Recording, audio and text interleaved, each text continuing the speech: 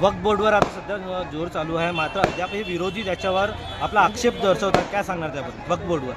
बघा, असं आहे, विरोधी पक्षातल्या लोकांना दुसरं कोणतंही काम नाही. ते कोणत्याही विषय राज्य शासन असो किंवा केंद्र सरकार असो, त्यांनी कोणत्याही एखादी चांगली योजना आणली किंवा एखादा नवीन सुधारणा आणली, एखादा नवीन कायदा आणण्याचा किंवा जुन्या कायद्यामध्ये काही सुधारणा करण्याचं असलं तर विरोध करत असतात आणि कोणतंही तथ्यहीन आपलं ते मांडत असतात.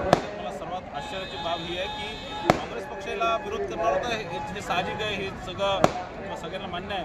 पण उभाटा स्वर्गीय बाळासाहेब ठाकरे यांचे चिरंजीव उद्धव ठाकरे जर या अमेंडमेंटचा जर विरोध करत असतील तर निश्चितच हा फार संतापजनक विषय आहे. महाराष्ट्राची जनता, हिंदू समाज याच्यावर फार संतापलेला आहे.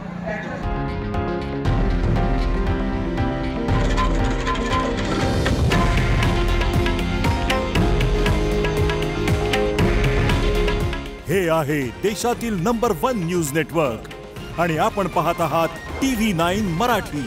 काळजी तुमची, हित महाराष्ट्राचं.